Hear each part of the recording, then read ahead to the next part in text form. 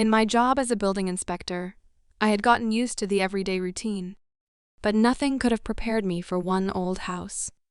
Built in 1908, it stood tall and mysterious, its past hidden under layers of time. This house was different.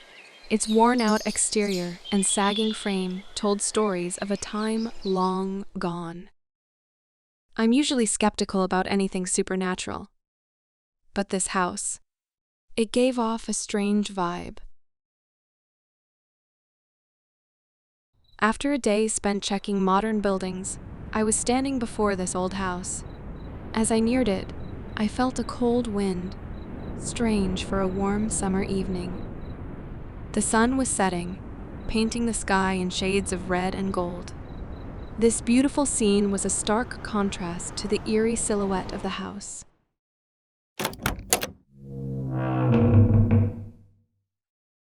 Without a key to the main entrance, I had to go in through the back.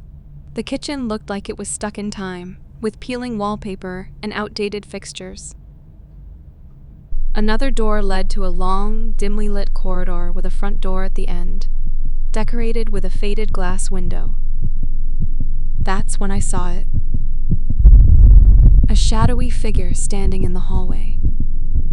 It had no face, just two glowing red eyes that stared right at me.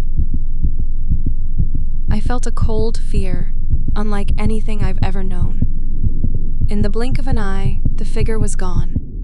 The instant the figure disappeared, fear surged through me, driving me into flight. I tore through the back door and into the open air, the house's oppressive chill still clinging to me. My car, parked a short distance away, seemed miles off. The dash to it was a blur of adrenaline-fueled terror. Fumbling with my keys, I eventually found the right one, relief flooding through me as the car door unlocked. I flung myself inside, my heart hammering against my ribcage. A quick glance at the rearview mirror revealed the house looming ominously behind, its silhouette growing darker as the light faded.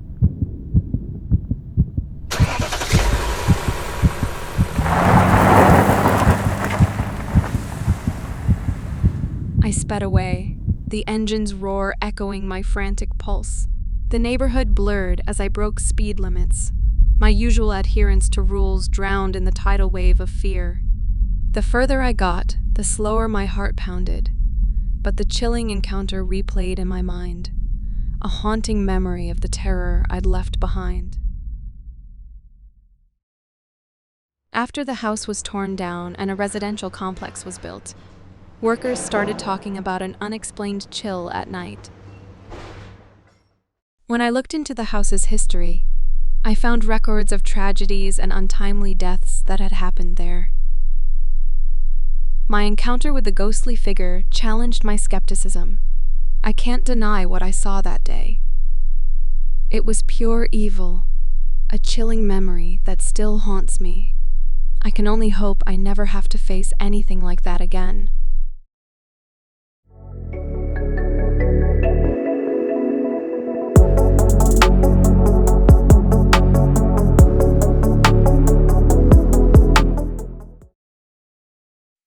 In our high school years, my buddy and I lived in a neighborhood where a particular house was always on the market. It was a revolving door of tenants, each one disappearing as quietly and mysteriously as they'd arrived. It was a game of hide and seek, just without the seekers. One night, boredom loomed over us like a plague. We craved an adventure, a break from the monotony. The perpetually vacant house next door, with its constant for sale sign, was just too tempting a fruit. We moved towards it like a moth to a flame, sneaking in the shadows like two wannabe ninjas from a low-budget movie. We discovered a dog door at the back, just big enough for my comically slim friend to wriggle through. With a series of grunts and snorts, he got in and unlatched the door from the inside.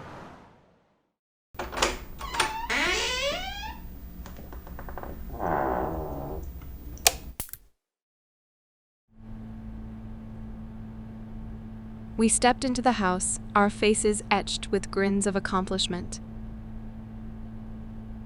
The house was a frozen echo of the 1950s, its craftsman-style charm trapped in time. We made ourselves comfortable in the kitchen, under the watchful eye of a large picture window. The streetlight outside spilled a soft glow into the room, casting long, playful shadows. As we sat there, chattering and chuckling, the levity was suddenly snuffed out.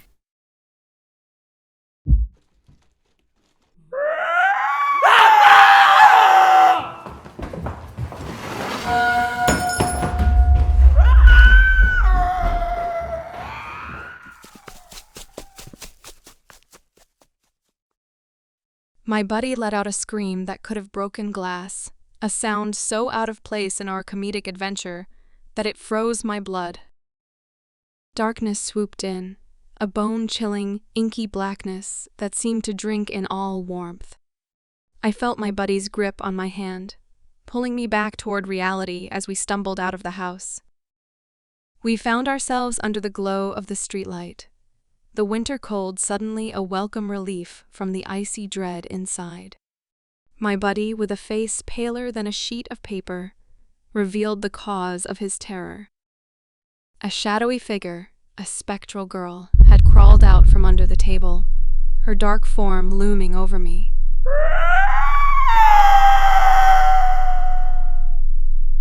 The image of the apparition, coupled with the lingering chill, sent shivers down my spine. Years later, we can't help but laugh at our reckless bravery.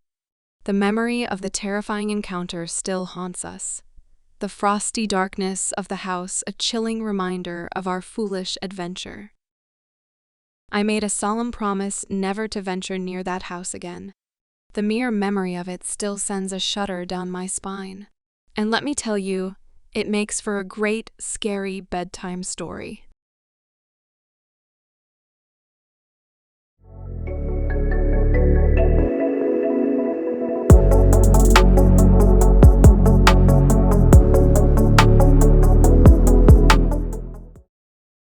In the market for a new place to live, my roommate and I were like a couple of house hunting hounds, sniffing out a bargain. Our lease was up, and we were in the red, overstaying our welcome by a month. Just when we thought we'd have to crash at our friends' places, we found the jackpot, a diamond in the rough, a fixer-upper with boundless potential. The house was an old dame that had seen better days, with creaky floors, peeling wallpaper, and dusty furniture that looked like it had been here since the dawn of time. But it was in a prime location, had more rooms than we could count on one hand, and a backyard that could double as a small park. We struck a deal with the owner to live in this ongoing renovation project, paying a reduced rent while they spruced it up. The place came with new appliances, but it still needed some love and a good scrub down. The first night, my roommate bailed to stay with his girlfriend, leaving me alone in the house. An uncanny feeling washed over me like I was on stage with an invisible audience. My skin was crawling, and I had nightmares about an old woman in a white nightgown. She kept inching closer and closer until I woke up with a start, feeling like someone had grabbed my ankles. The next morning, our neighbors dropped by for a cup of joe and shared the house's history. They'd been in the neighborhood for over 6 decades and knew the house's previous occupant, a relative of the current owner. The woman lived here all her life, neglected by her private nurse in her final years, and died within these walls. The presence of a massive bed in my room led me to suspect it was her final resting place. In the following weeks, the house put on a carnival of peculiar happenings. Phantom noises echoed through the house in the early morning, mimicking the bustling of someone preparing breakfast or tidying up. But when one of us went to investigate, the other would still be sound asleep. I'd come home to find my bedroom door open, though I distinctly remembered locking it before leaving. Personal items played a game of hide and seek, disappearing only to reappear in the most bizarre places like my toothbrush in the refrigerator or my laptop in the garden shed. At night, I'd hear what sounded like footsteps pacing back and forth on the porch, but whenever I looked, there was nothing but the wind rustling through the leaves. One evening, I woke up to the sound of a lullaby drifting through the house, a soft, melancholy tune that gave me chills. I searched every room but found no source for the music. But as the renovations continued, the house began to change. The once rundown residence was blossoming into a beautiful home, and the bizarre incidents started to wane.